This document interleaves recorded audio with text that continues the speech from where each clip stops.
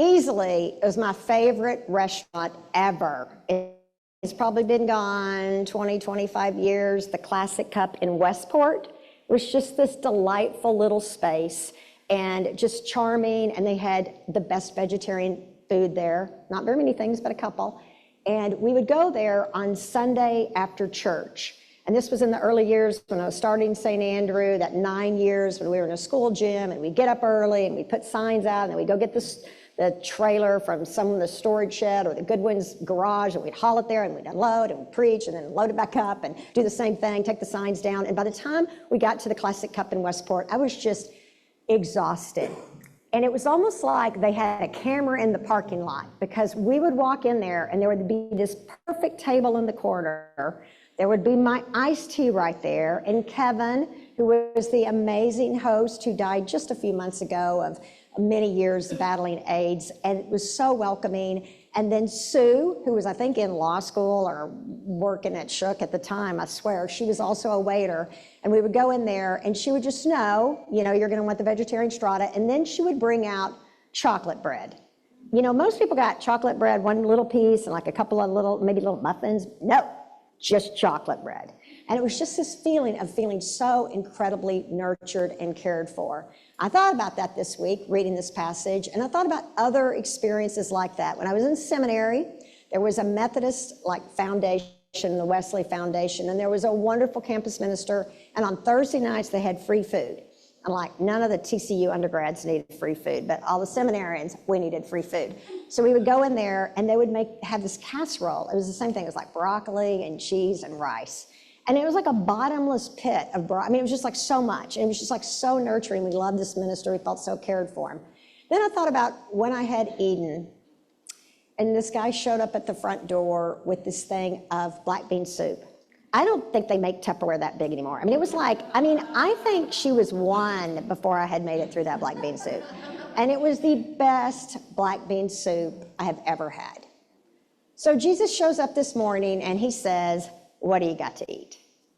Now to be totally honest, I don't really think it's fair to say Jesus was just kind of like, a tired pastor or a tired parent. He'd had a week, right? The way the gospel writer of Luke tells it, he'd been betrayed, then he'd been arrested, then he'd been denied 3 times, then he'd been beaten and mocked, then he'd been sentenced, and then he'd been crucified, and then he'd been resurrected, and then right now he's reappeared, right? And the disciples are so clueless. She's gone through all that. And he's having to tell them what's going on. He's having to explain over the table. He takes the bread, he blesses and breaks and gives it to them. And then they keep on. And then now they've gone back to Jerusalem. And now Jesus reappears to them with that great line, peace be with you. And they're startled and terrified. And so he says, kind of like the Gospel of John, that same scene in there. He's like, look, I'm not a ghost. Look, see, flesh and bones. A ghost doesn't have flesh and bones. And then it says, this is a great line, disbelieving in their joy.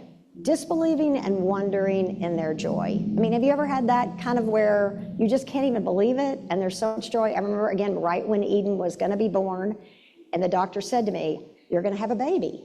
I mean, and I was like, really? I mean, it was just like you couldn't believe it, right? Like, what was all this about? And then that feeling, right? Or maybe the doctor says, there's no cancer, right?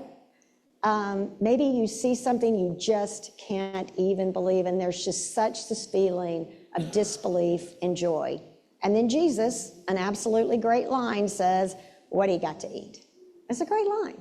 And, a lot of scholars would say, well, this isn't really about the body. It doesn't really have anything to do with that. This is really just a way of saying, hey, Jesus is not just like, the way we might remember our mother when we bake her oatmeal raisin cookies, even though she's been gone for 50 years. This is not that. And this is not like the way you're walking through, the woods and you find an arrowhead and you feel almost like Uncle Fred, who had such a collection of arrowheads, is right there with you. No. This is not what that is.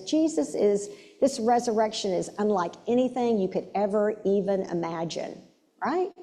But I still think there were a big part of those first early gatherers, early people who were trying to say, whatever the resurrection is about, it's about the body. I mean, what difference does it make, right? What difference does it make if it doesn't call us to act in love and grace when we hear about the famine in Sudan and Gaza, right? what difference does a resurrection make if it doesn't call us to care for one another when our bodies are broken and bruised? What difference does it make if it doesn't call us to love and affirm ourselves? So there was always this part of the gospel that really believed that, the wholeness of the body, that God cared about the earth, that God cared about us. I remember when I was in seminary, and we had this professor come from Harvard, and her name was Margaret Miles. This was like in 1985. There were very few women who were like teaching religion anywhere, especially at a place like Harvard. She might have been in her 50s and 60s. She was absolutely gorgeous, absolutely. You know the way only older people can be so gorgeous when they've lived this life of grace. And she was in like the early church fathers, patristics. And I remember she showed these slides. This is back in the day when people showed slides. And she was talking about in the earliest Christian communities, like the earliest caves, they would find these like colonies, like leprous colonies, right? And they had painted their chapel area with pictures of Jesus. And of course, his skin was leprous, right? Just like them. And then the pictures of the resurrection, and they were gathered there and their bodies were all healed. I mean, it's like the whole resurrection matters because it's like God's way of saying all of who we are matters. And that's something that we probably picked up from our Jewish roots.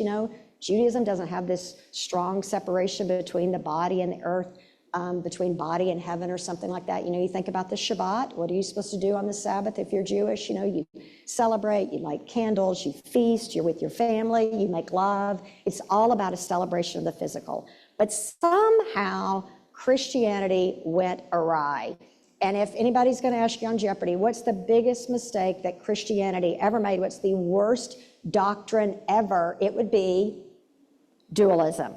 Now, that word doesn't exactly roll off your tongue, but dualism is kind of this Christianity that says, really, we're about getting into heaven, and people starving and being hungry doesn't really matter, okay? Because we're about heaven. And dualism is this kind of probably something we picked up, Gnostic, Greco-Roman. Brad Chance can lead a class on it. I don't really remember it all, but it is huge, and it is massively huge. It is massively huge right now in the Christian right and all that. It just keeps getting worse.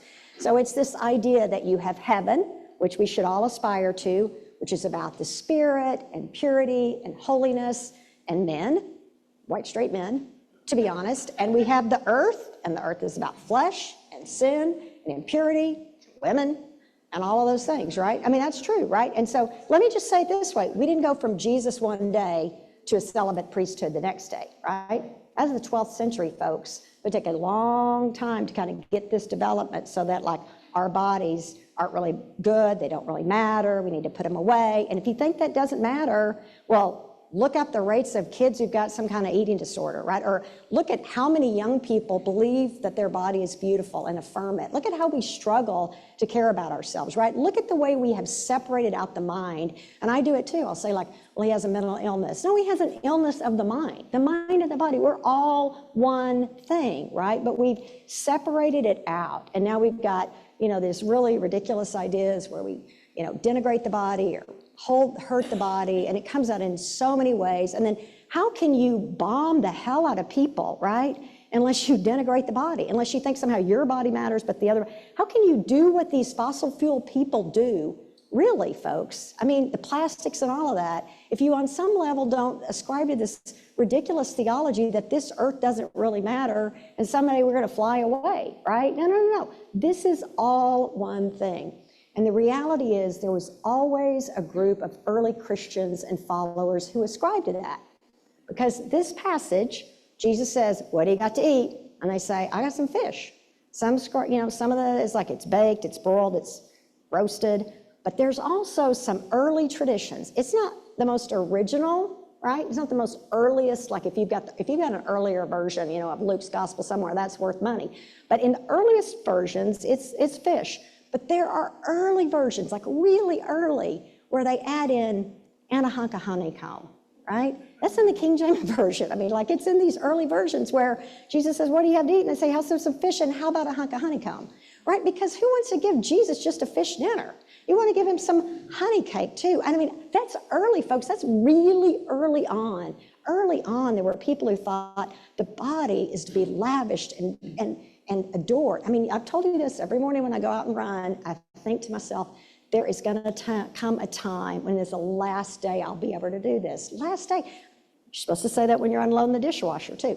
The day will come when last day I'll ever be able to do this. I mean, what a beautiful thing that our bodies carry us and bear us, and how precious is every single child. How can we go through the day not thinking about how do we make sure all the children in this city have enough to eat and can flourish? I mean, how can we stand it, right? Because every single body is beautiful and blessed and cherished. Dawn Staley. Talk about disbelieving in joy. You know who she is? She's the coach of the South Carolina Gamecocks. I usually don't like a lot of talk about God and all that from faith people. Dawn Staley, she can talk about God all she wants, right? I mean, you know, she's this one, she dances, talking with the players, she's so disciplined. I mean, last Sunday, I think most of us, since I was in our backyard, probably cheering for Alwyn and Caitlin Clark, but who can be against Dawn Staley in South Carolina, right? I mean, they went 38-0, and she didn't have one starter returning. And you see her, and talk about somebody who's got an idea of what an inclusive, beautiful body looks like, right? And she's up there, she's dancing, she's chopping down the net. She's like, at a time, let me just say, a lot of smarter people than me have commented on this. Isn't it interesting that just at a time when women have lost their control over their bodies, that people are turning in to watch women's sports? There's a connection there, because it's a way of people saying, you know what, we're human beings, we've got power, we've got strength. But Dawn Staley, she's not the only amazing coach in South Carolina. A couple of weeks ago, Kay Walkup said to me, did you see that story about the coach at University of South Carolina, the men's team? She was telling me about it, and I was like, talk about disbelieving in joy. Are you sure? Sure enough, I saw the story. It wasn't actually University of South Carolina, the main team. It was a smaller junior college. The story was about this team. They didn't play last year because they'd had 4 coaches in 8 months. The last coach had quit before he'd even stepped on campus. It said the ad could have been the worst job in college basketball. The pay, he was got $38,000. That's not a lot. You know, there was no recruiting budget. There was no staff. The gymnasium that they used was 7 feet short of regulation.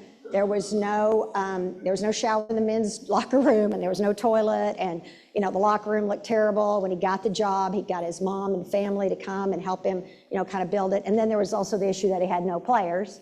So he decided the best way to get a player would be to go across the ocean, where people might not know that University of South Carolina at Salkehatchie is not really a desirable place.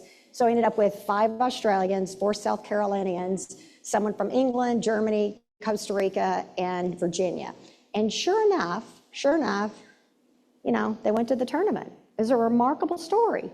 But the big part of the story, and the reason it was in the New York Times, was because Matt Lynch broke a barrier because he became the first openly gay coach ever. And college basketball, pro basketball, any kind of professional sport, the first man. Not a single other gay coach in men's basketball, football, anything like head coach. And it was just an incredibly beautiful story about, you know what, how he'd been embraced. There was no denigration from the players, no catcalls from the opponents. Everybody in the little bitty town of South Carolina, Walterboro, South Carolina, 5,544 people, they were just super happy to have a winning team. What does the resurrection really mean, right?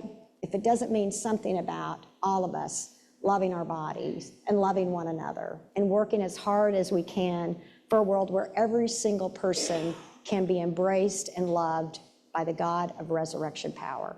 Amen. Amen.